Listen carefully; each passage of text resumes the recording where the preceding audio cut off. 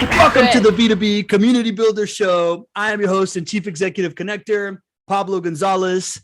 With me today is the head of marketing at ManyChat, chatbot company that I think if you haven't heard of it, you haven't heard of chatbots. I myself have experimented with it when I had an e-commerce brand that I was the head of growth for myself a few years back when they had just finally kind of like came on the scene, super powerful. Right now, we're using ManyChat with my biggest client, JWB, in order to drive engagement and get people to join our live show. So I'm just really super excited to find out about what the head of growth for ManyChat uses ManyChat for and how she thinks about community. So Anna Tutckaia, welcome to the show. How you doing?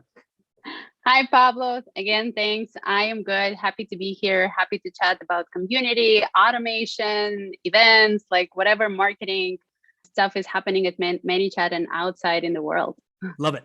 I am pumped to pick your brain. I want to welcome our guests. We have a little tradition that we do on all of our live shows. We call it the roll call. And Lee Bishop, who's a part of he's a part of another audience of ours, the Not Your Average Investor Show. He's already checking in. Welcome to the show. Lee Bishop, we call him the MVP of the Not Your Average Investor Show community. I see Adrian for Lemon Pie, here checking out the show. Good to see you, Adrian. We love working with you at Lemon Pie, and we're just gushing about how good of a service and how valuable Lemon Pie is before the show. We got David Carmel in the house. David, welcome to the show. Feel free to contribute. Luisa Escobar, who is the star of one of our past Relationship Flywheel Bootcamp. She's about to launch her own live show. Love seeing the community already showing up in the house. As you know, audience-generated questions are my favorite, so feel free to make a friend in the chat. Feel free to add to the Q&A. We'll bring it on and pick Anna's mind about this. And after the show, right, this first hour, it'll be Anna and I talking with your questions. And then afterwards, we go into relationship-driven growth strategy sessions. Anna, optional for you to stick around. I don't expect it at all, but you're invited, where we're going to talk about how building in public is a generational trend and it's good for content. We're going to talk about how my partner Esar's outreach strategy has led to a bunch of speaking engagements in front of his target audience and how to show up with topical content every week. But right now, star of the show, Anna Tutckaia, I love to start just with when somebody is a skilled marketing and community practitioner. Let's get straight into the community piece. Tell me a little bit about how you at ManyChat approach community, and then let's see if we can break a couple things down to give some advice to folks on how you're doing it. Let's first start with the why, right? That's what I really like to do when I pretty much start with any campaign or any initiative. And for us, why ManyChat community is we really wanted, to create a space for our customers, first of all, to become our ManyChat top product advocates, to become our ManyChat educators and promoters. And we started there, and once the journey was halfway through, we wanted to connect those folks with our new customers so they can teach them, so they can educate them, support them, so they become, ManyChat advocates and promoters and agencies. So that's the, initial goal. But then it also comes down, to business metrics that we track internally in terms of how it helps us increase, the activation rates on the product. Because again, like going back to the educational piece, how it helps us increase, the lifetime value and therefore the average revenue of the account. And then like also so many things, outside of that in terms of how it helps us, grow the business outside of the community, but more on the product-led side. All right. Thank you so much for setting it straight, starting with the why so we can engage the audience like a professional storyteller that you are. Let's start with that a second. When you were conceiving community and why this thing for community, any nervousness of if the goal is to get clients to interact with each other, any nervousness of like a bad client experience kind of like spilling over? How do you consider that type of stuff? We are a startup, so we are not nervous. We just have an idea in mind and we go and implement. So honestly, that was just a decision that we went ahead and did it. And the nervousness could be covered by all the strategies around how to prevent, it from happening. Like what the rules and boundaries can you build, for your community. So there is only a positive interaction for that. So we started with identifying what would be, the safest and most, comfortable, convenient platform for our members to join, right? And for us, it was a pretty easy decision. Since the product is built on Meta's APIs, we decided to go with Facebook group, right? Since you need to be on Facebook to use the product. I know that there are a ton of other platforms out there, but I always think from be where your customers are. So that's what the decision was. So the second decision was, okay, if we're building this whole ship, who's going to manage the community? And we found the community advocate. At first, it actually was one of our users and one of our, community members who already knew the product and who helped us, set it all up. And then we hired someone full-time who created all the rules, engagement practices, strategy around how to interact with the members of the community and to create a very safe space, for them to make these interactions happen. Super smart. And I know, but it's very straightforward, right? Yeah, I think that's where everybody should start. And then lastly, I think the whole idea is constantly thinking how to engage and interact with your community so it stays live, right? Because the one thing is to acquire, community members, but the other thing is actually thinking how to make them engaged, listen to them, what content do to provide them, on the daily, weekly, monthly basis. So they, first of all, are excited to be there, but also get heard. And also we make sure that they get all the value out of it. So it's not only one, ManyChat's shows, but also meeting their needs. I want to dive into that, Anna, because I think that that's kind of at the core of all this stuff, right? We had Eddie Yoon on not that long ago, and he talks about how the most powerful kind of client acquisition thing to happen is if you can have a prospect or somebody that could be a super consumer of yours listening to two super consumers of yours talk about your product is one of the greatest client acquisition tools you could possibly design. And from what you are describing your community, right, it sounds like the purpose of this thing has been to get clients to interact, to get clients to be part of other conversations. So I love the why is perfect.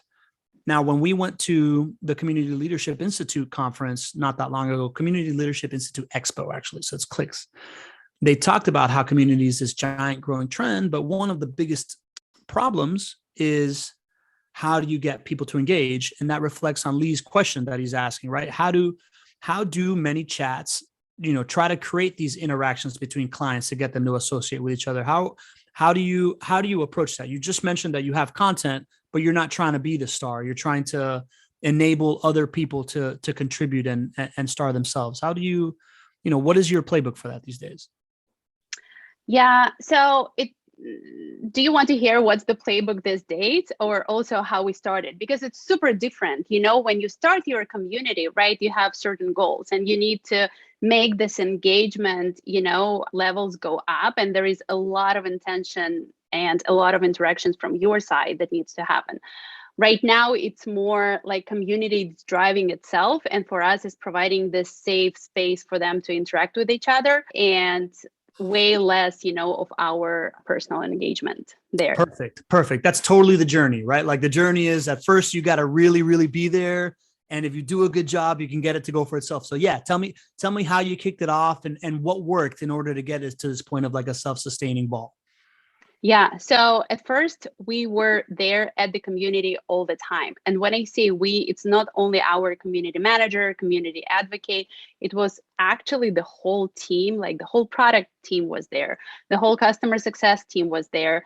Mike, who is our founder and CEO, he would have weekly calls, with the community, weekly lives where he would jump in and share all the strategies of ManyChat, what's the roadmap. He would listen to all the concerns, of the product and all the needs. And the cool thing is it wasn't only, listening to the community, but actually going back and implementing it within the product. So I think that was the biggest and most fundamental piece. So for everyone who joined the community, they first of all had right in access, to the team. The team was there to answer all of their questions. They were heard. And then also the features, were built for them. So I think that was the most crucial and most important part. And they started, making the community very active. So once others joined, they saw that the engagement interaction was there and they were getting a lot of value, out of that community part. That's profound, right? Like, I think that when we go to market with companies and we're like, we're going to launch this show when it's going to lead to a community and all this stuff, they kind of want everything done for them. And sometimes they have a hard time understanding that if you want the actual community piece, you need to be there, right? Like, you need to be the person that's adding value, and as many people from your team as possible that you can bring into that, they need to be adding value. But they struggle with, how do you justify asking, how do you justify devoting so much resources, right? Like, time from your founder is a major resource. Time by you is a major resource, right? Product team. How early on was it intrinsic in the culture to just value community and therefore it was an initiative? Or were there any kind of conversations of like, how do we get people to actually do this and get the leadership team to buy in with all these resources we're devoting? Yeah, that's a really good question. And it also came in stages. At first, we were really sold on to like, let's make sure we are there where our community is, because we were getting a lot of benefit out of being there too, right? So we were asking a lot of product related questions, and we wanted to make sure that we were building the product that community needs, right? Because the better the features, the more desired the features are, the eventually higher the lifetime value of those customers is going to be. So that's the first thing. The second thing is data, right? Stage 2 is once we dedicated some time and resources of being, a part of the community, we measured the results. And we actually saw that people who were the part of the community, they churned less. Their lifetime value was longer. Their activation rate and time to activation was way higher. So you translate those metrics, into your revenue, ARR, and you see, okay, it actually makes sense, for your team to be the part of the community, and it's pretty cost effective.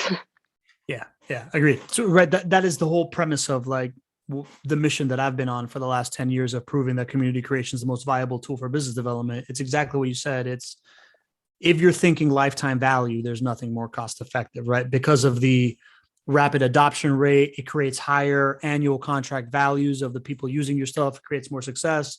They stick around much longer. They give you the insights in order to make the product better. And that's what's kind of driving the whole flywheel. So I love seeing work as a case study. Lee's asking a question here in the chat. He's saying, is Anna saying highlight features and move into content? I'm not sure what you mean by that, Lee. Maybe you can explain that a little bit better. That being said, while he's explaining, right? So you're finding this, you're finding all the data that you need, right? Like, you are in there, you're gaining the insights, you're adding to your product roadmap, you're seeing it results. So you're buying more and more into it, understanding how good it is. How are you using ManyChat in this time as far as like the community goes? Do you have chatbots talking to people? I mean, or is it different?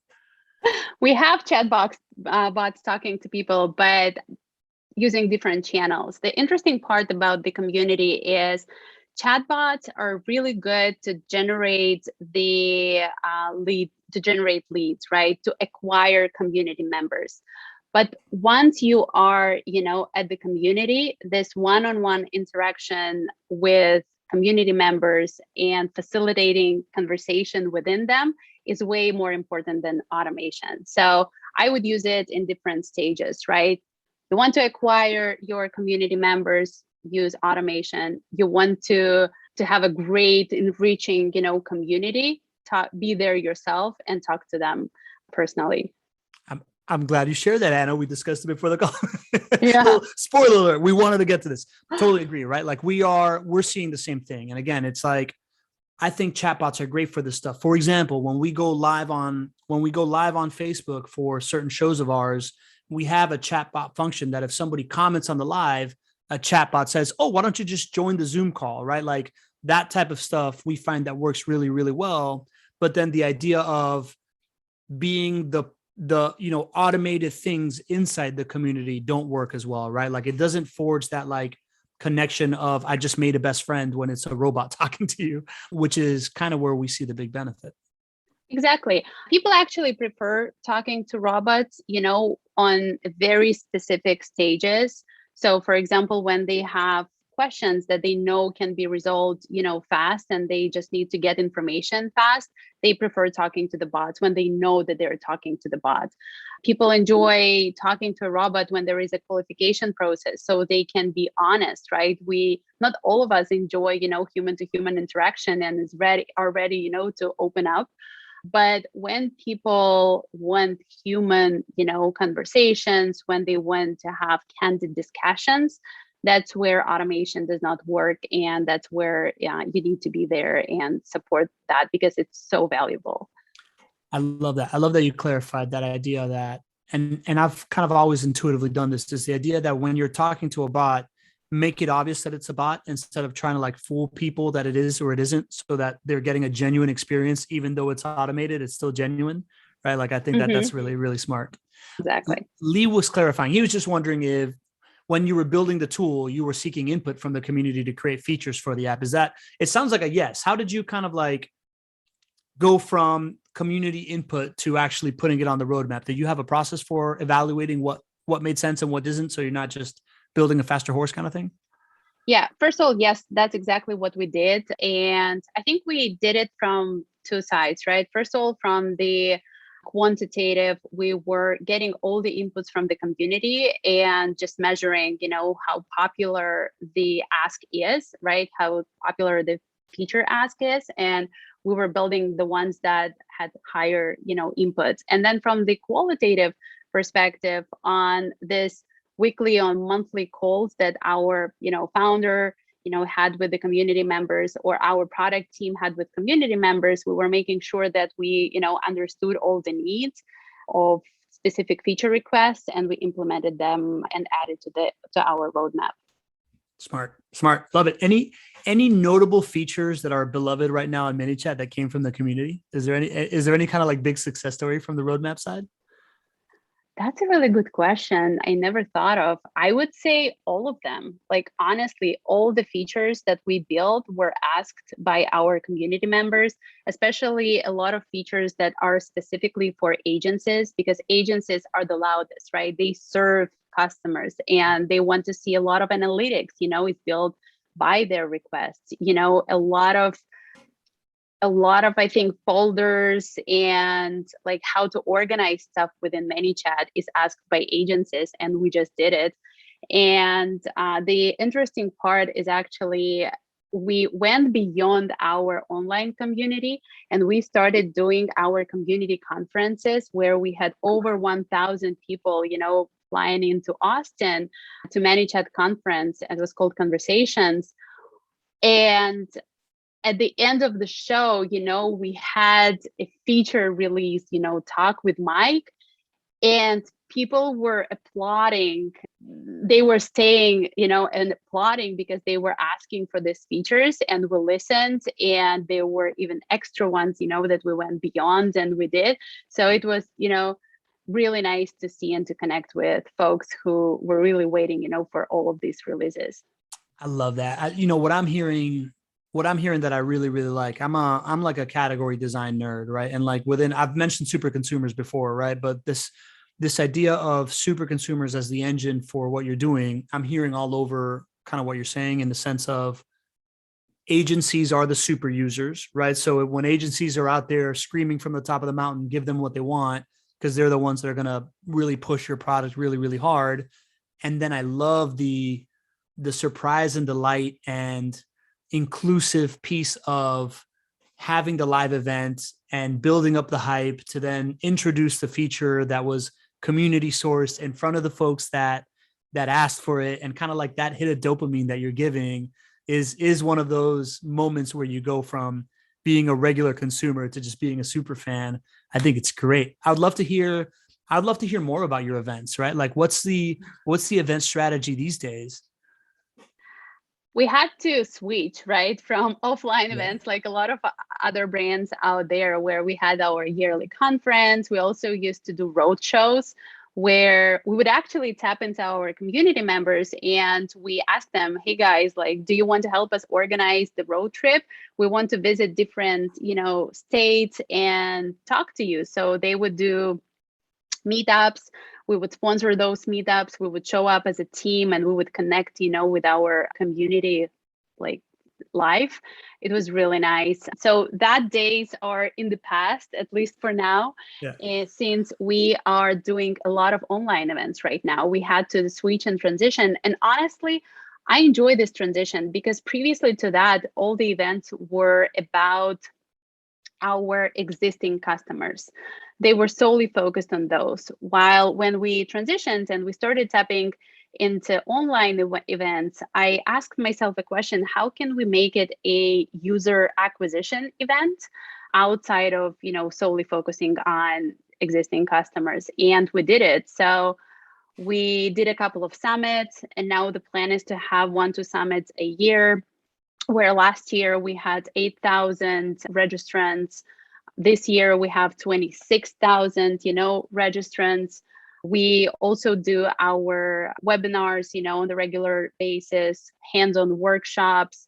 So pretty much, focusing both on driving growth, but also serving, those that have been with ManyChat for a long time, and also tapping into their resources so they can educate the newbies, the newcomers, and help them become, advocates. So smart. So we've been experimenting with something similar, right? Like Lee put in the chat to us panelists saying what Jen was trying to do, right? Because with the Not Your Average Investor Show community, we started doing a little bit of this, like doing meetups in the different cities where we have clusters of clients and enabling them to be like, host a meetup and we'll pay for the bar tab and you can just invite as many friends as you'd like and whatnot. And it's led to these like wonderful results to the point where just this last Friday, we hosted something in Jacksonville and 50 people flew in from outside of the state to just be there for a tour of the city and just a meetup event kind of thing. Right. So it was amazing results. I'm curious how your strategy kind of adapts to the online event, right? Like, how are you? It's simple enough to offer people, hey, come meet all these other folks that you've been in a chat room with before. But going into like the online event strategy, how do you incentivize folks to show up when they're already in a chat room with somebody else? Like what makes the online event special, and how do you get people there? What makes the online event special? I think it's a good combination of top, latest educational material that we can get and top-notch speakers that we can tap into, to a really, really deep hands-on experience on how to actually go ahead and implement that stuff. So I think it's a really good combination of those. Yeah. So we partner with speakers like Neil Patel, Damon John. I'm lacking on the names, but really the brightest great minds, of the digital marketing industry. And at the other hand, we also partner with ManyChat agencies, that can help take that content and process it and then convert it into very usable material that you can start implementing for your business right away. And I really like this mix because we don't want to, when you create a huge event, you don't want to tap only into, your product, because it's going to be boring. You're not going to acquire new customers. Like, not a lot of people care about automation or ManyChat if they don't know, how to use it and what to use it for. So we go 2 steps, ahead, and we think, okay, if we're talking about automation, what's top of mind right now? Instagram, right? For example, Instagram growth, how to acquire Instagram followers, how to grow engagement. And there is a healthy mix of content that goes outside of ManyChat at all. And so we acquire a lot of top of funnel, leads just by this content. But then once they are already there, once we have their attention, we start introducing automation slowly. And that, by the way, if you want to grow your followers, here are 5, tactics. And one of those would be, automation. Oh, you're interested? Maybe you want to go and check out the workshop that will help you set up your first, super simple automation within the next, 30 minutes, and you can test it out right away. And so that's how we move people down the funnel and eventually convert into free users and then paying users and advocates. Love it. I love it. So you're reminding me of the first client I ever had was this guy called Brendan Kane, who got famous by growing 1 million followers in a month, in 30 days, and wrote a book about it. And of course, became a best-selling book because it's an amazing hook point. Highly recommend. The guy's a genius. But he talks about in his concept of you first open the tent, right? Like you open the tent as wide as possible. And when you get people in, you kind of nurture them into the topic that you are trying to speak to, but you start broad and then end up narrow with some, right? It also reminds me of Amanda Holmes, who talks about this core story where if you have from the Ultimate Sales Machine, if you have a stadium full of people, only 3% are in a buying cycle. So your job is to speak to as many people as possible and then get them closer, right? So what I'm hearing from you is you use a combination of big names, which will obviously draw a wide audience. And you also use a combination of hook points of things that people want to know about, right? Like stuff that is actionable, that people are interested in learning about. And when they receive it in their agenda or their email invite, it's oh yes, this is something I've been meaning to do. And then they show up and then kind of you then give them the choice of all the stuff is here, plus there's some really interesting automation stuff. And then that is how you go from, that's how you kind of grow the piece of the pie from folks that were already sold, right? Right. Yeah. And then you also use omni-channel, right, to move them, down the funnel. First of all, you can use automation, to tag folks and filter out by interest. So you can always, follow up with them with content that they show that they're interested in, and then use different channels to follow up with them, whether if they prefer to be on Instagram, do it through Instagram. If they're email, folks, do it through email, so on and so forth. So all of that is pretty important. Love that. Give me what is the actual use of the ManyChat bots, and where does it lie in these live event productions? Give us some tips on how you use that. Automation is crucial for lead generation, I would say, especially now with all this iOS 14 changes, where collecting first-party data is what I think every marketer should do, right? Because it got so difficult to retarget everyone who got to the website and didn't provide their consent, to follow them after that. And then to measure the results.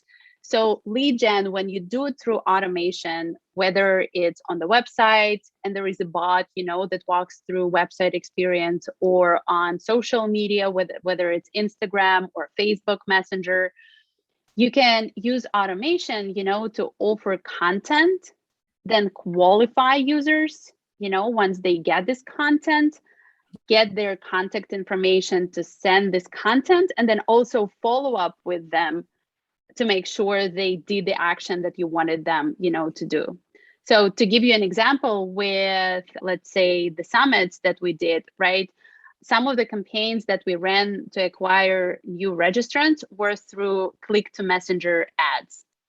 And the difference with an ad is you don't send traffic to the landing page, though we also ran those types of ads as well, but you send traffic to the messenger, where you qualify the user and you ask them what type of content do they want. It's the ad would be, listen, we're launching the IG Summit.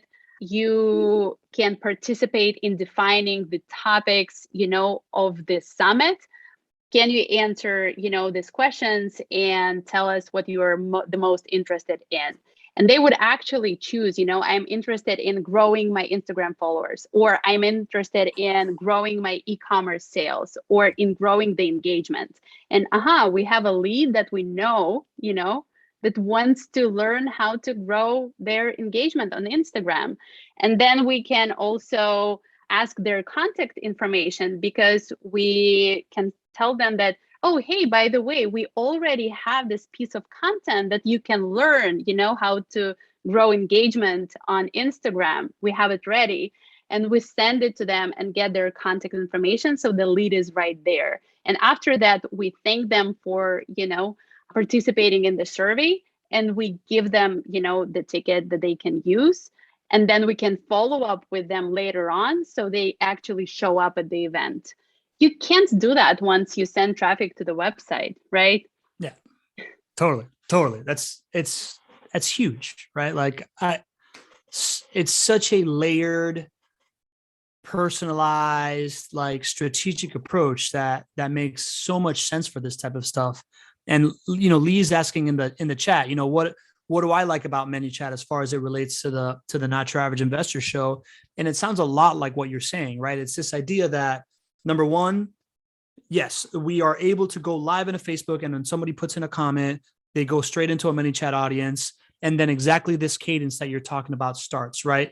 And also, we also run ads to ManyChat as well, to the Talk to Messenger bot, which puts somebody into very similar of what you just described, right? This company is a turnkey rental property investing company. So it immediately asks them, hey, do you want to see properties, or do you want some educational content, or, do you want to schedule a call with the team? And they're able to kind of self-select and go through a journey that allows us to personalize exactly what they're looking for, kind of like what you just described, and allows us to re-engage, right? So now when we go live again next time, we say, hey, we're going live in 15 minutes, come join the show again, and it's able to get them back in. So two different applications, different contexts, but I think the magic of what you're describing of being able to contextualize, first of all, it's more engaging, right? Like it's more engaging to say like, yeah, I want to talk to like a choose your own adventure journey versus go read a book.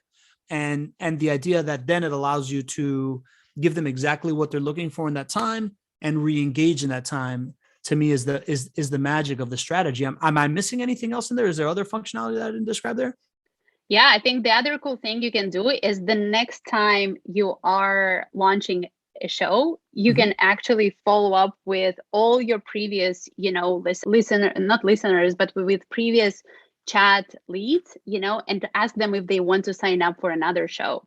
So you can actually gather, more people, similarly to what you do with your email, lists, but on the device that they are constantly at, right? Like Messenger is here, like Instagram is here, and notifications pop up all the time, which have way higher open rates than email. Like we see 80%, 90%. It's mind blowing compared to like, what can you get with email? 30% at most. Yeah. If you're killing it, you get 30% with email, where like Messenger is more like a text, right? Like you're definitely going to look at it. Right? Exactly. Yeah. And I also wanted to tap into another channel, for example, Instagram. If let's say you're big on Instagram. So for example, one of our clients is Mind Valley.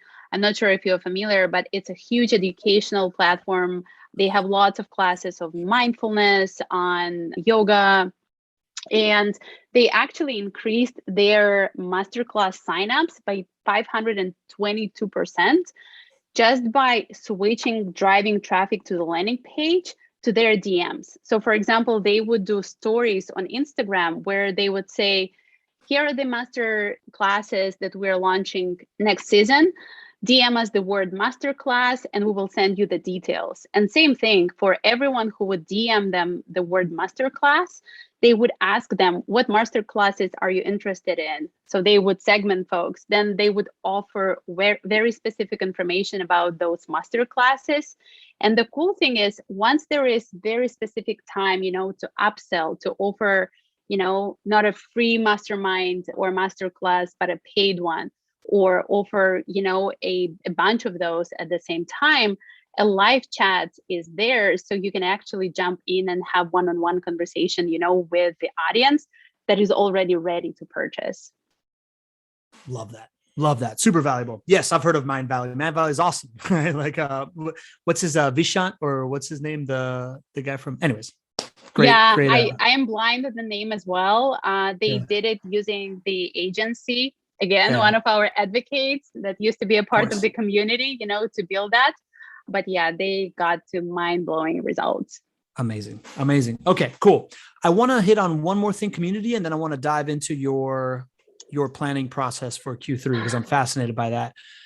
You mentioned in our onboarding call about how you've now filtered out like a community by needs. Can you tell me a little bit more about that?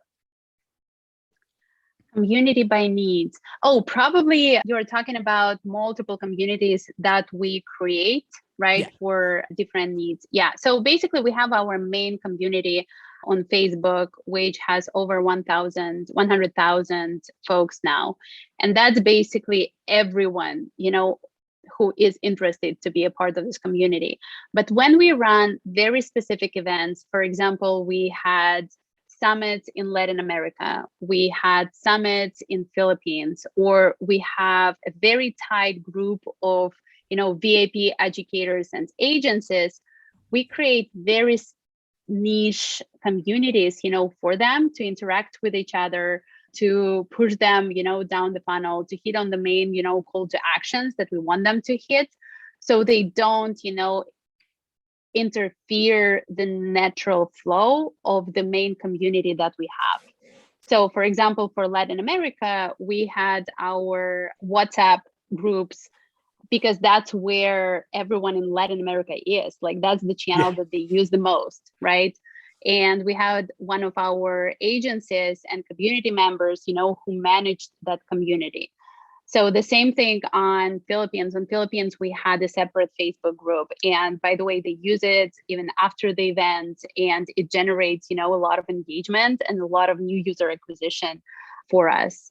And for our VIP, educators, we have our messenger chat where on the regular basis, we provide them with, latest product updates, or we ask them on like, listen, we're not sure where to go, like A and B, like, do you want to hop on a call with the product team and discuss? And there are always people, who are happy to do that. So good. And another kind of like perfect marriage of chatbots and community in the sense that you're able to segment out where you want them to go in the customer journey, which then allows you to build much more client specific communities to a certain extent. And as a South American, I can tell you that WhatsApp, it's where it's at for sure. Like I'm always, anytime I have clients that are Latin American by nature, I'm talking about making content, I always mention, I'm like, yeah, you got to mention it so that your aunt's going to send it to you via WhatsApp, even though you don't want it, because they're just like super viral sharers of content on WhatsApp. But I digress. Yeah, I mean, that's exactly, and that's the knowledge you can get from your community, right? Because Yeah. I remember when we were launching a couple of quarters ago, we are like, okay, we're going to go hard on e-commerce, like only e-commerce and only Instagram. And then I'm having this conversation with our agency in Costa Rica, and I was like, you know what, we need to really push hard on e-commerce using Instagram automation in Latin America. And she's like, no, you're not going together. No one uses it. You need to switch your strategy and to adapt to the market. And I would spend the quarter, going after that audience without this knowledge. And with her help, we readjusted, the strategy. We found the ways how to tap into, Instagram automation, not from the e-commerce perspective, or like a little bit segmented. So that's how much I appreciate, having the community and Totally. tapping into them. Totally. Awesome. That's really cool. It's amazing. It's amazing to think the breadth of insights that you get to have as a company that services across so many different like nationalities and and cultures and continents. The insights that you must be able to gather is I find extraordinary, and I'm super curious about that. But like I'm I'm really curious about, you told me you just finished up Q3 marketing plan, and I would love to know when you have so many uses, right? Like your tool is so useful and it can serve so many markets, from the solopreneur to the corporation, right? How do you go about, how do you plan for Q3, right? Like what is your what is your strategy for putting together your plan?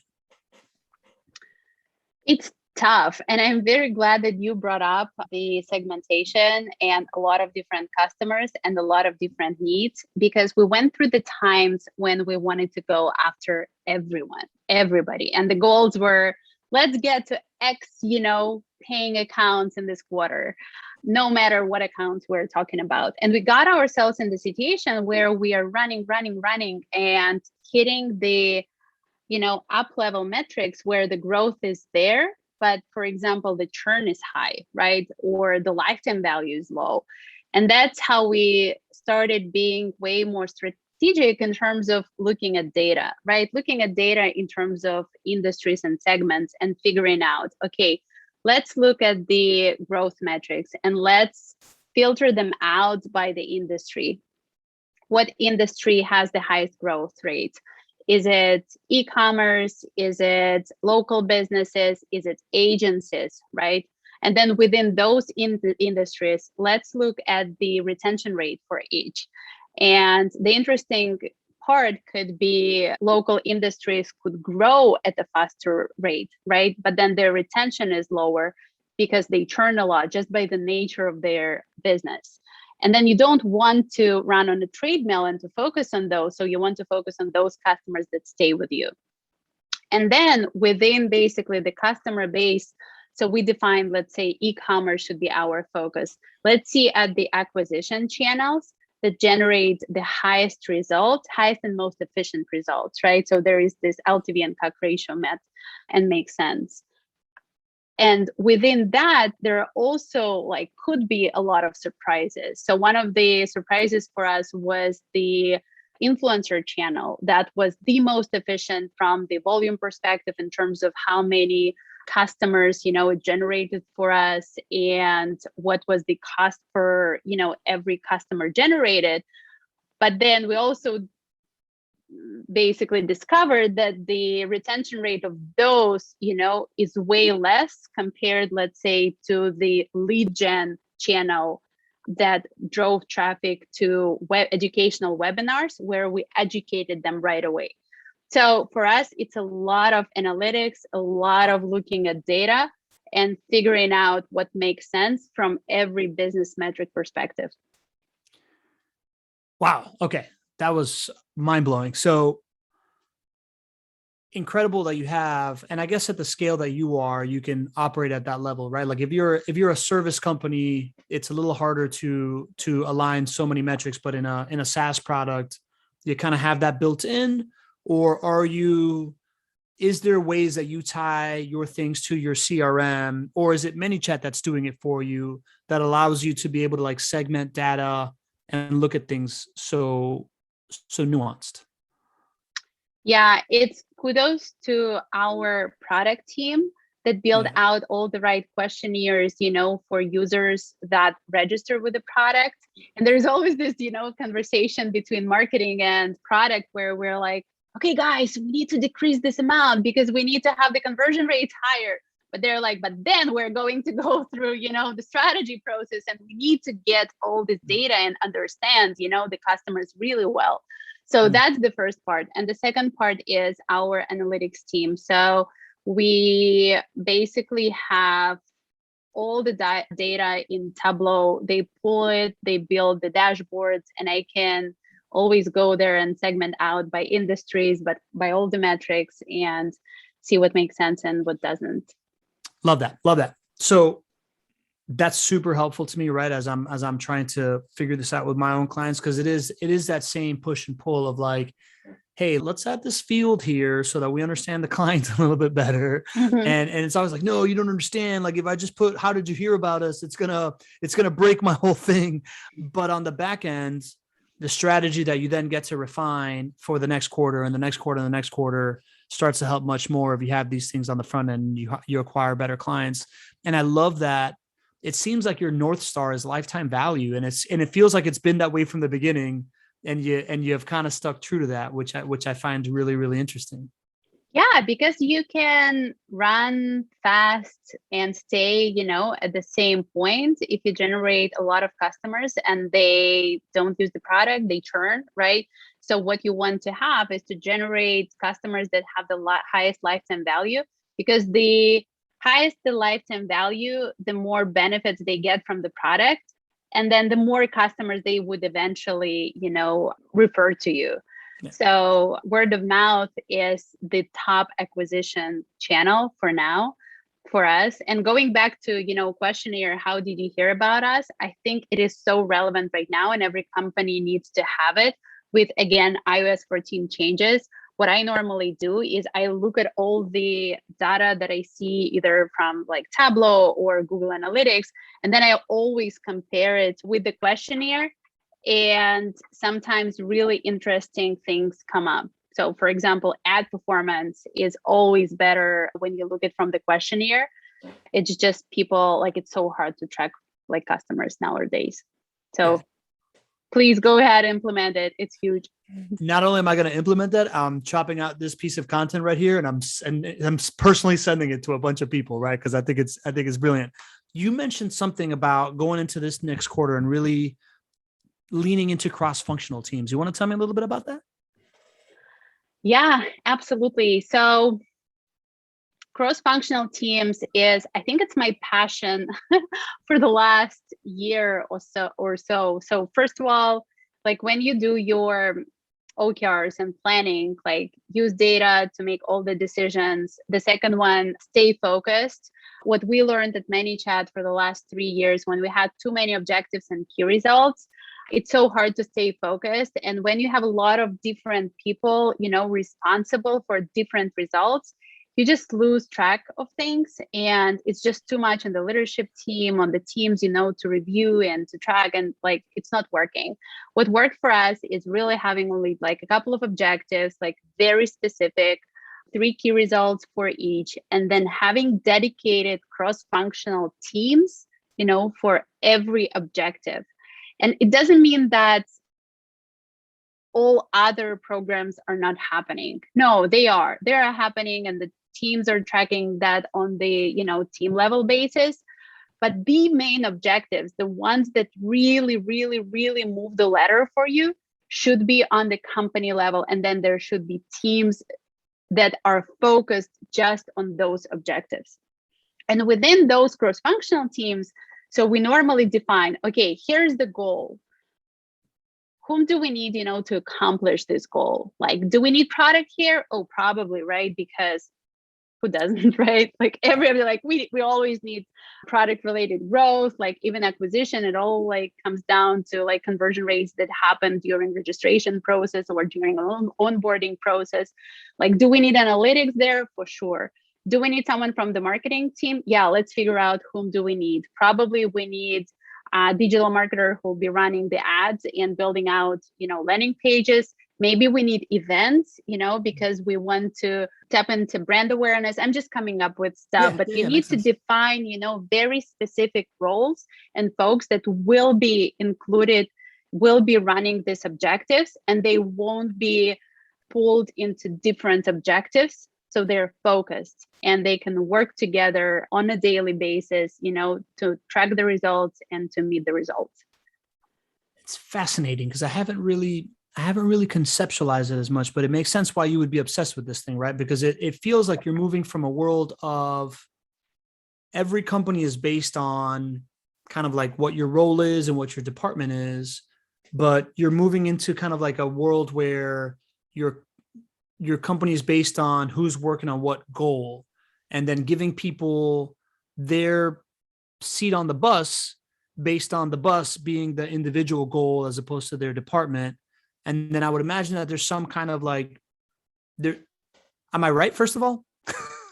Yeah, you are absolutely right. I think I can add a little bit more flavor into that, because I also see someone is commenting that, 1 second there. Oh no, hold on. I missed it. Basically that I'm talking about team specific goals, and I'm not. I'm talking about company level goals. And that's the biggest difference here, because what I'm trying to move away from is 2 things. First of all is how often, there are 3 different objectives, company level, team level, and one design team with, 2, 3 designers that are focused on the first objective. And then someone from the second or third objective comes in and says like, oh, hey, by the way, we need to have these banners. We need to build this landing page. And they're like, oh no, guys, we're busy. Can you wait for another couple of weeks or a couple of more sprints? You're like, no, I can't, because it's like my objective and you are the bottleneck, right? So it's not going to work. What we're trying to accomplish here is to create an environment where we provide all the resources for this important goal. The team, this cross-functional team doesn't need to go outside of the team to ask for resources. So that's one thing. And the other thing is, what is even more important to me is that we are moving away from the team goals to company goals, and we create cross-functional team, with product, with marketing, with analytics, with design, because very often is marketing would drive high level, leads, and then those leads won't convert, let's say, into users or paying users.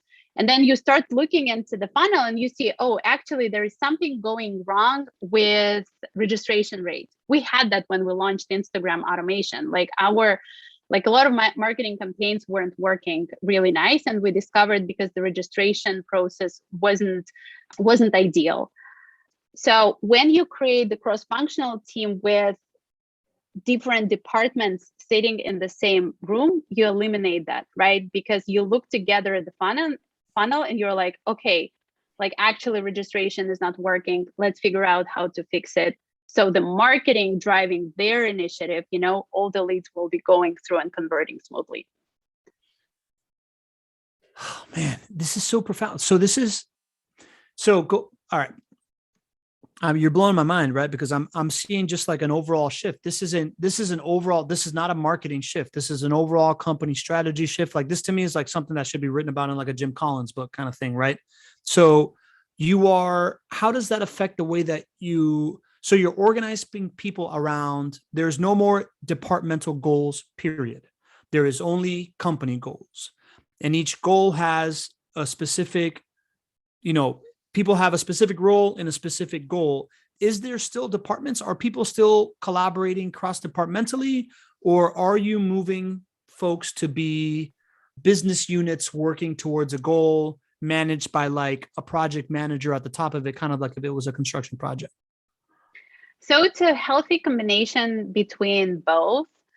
So for the most important goals, we would have cross-functional goals with the project manager, managing like the completion of the goal. So that's one thing. But there's still, projects that need to be done. So for example, we have a lot of campaigns planned for Q3 that we're doing together with Meta. I don't think that they're going to move a needle for us a ton, but the relationships with Meta is crucial.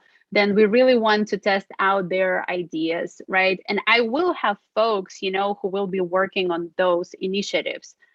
But the thing is, I also will have a dedicated team, that is going to move the needle for the initiative that is crucial for the company. So it's a healthy mix of both. Super interesting. Super interesting. No wonder you're obsessed with it. Really cool. How did this, I just promoted Isar, my business partner, to panelist, because we're about to go into the relationship-driven growth strategy sessions, and our usual community manager, Roanne, isn't here. Her kid had to go to the ER, so let's send her some good vibes. How'd you come across this? Did you read about this somewhere? Is this something that your that the founder read about and brought it to the team? Like how'd you come up with this concept? I think the concept was based on a lot of pain and misunderstanding and conflicts between marketing and product. So it's a real story where marketing would drive, a lot of leads and that won't convert.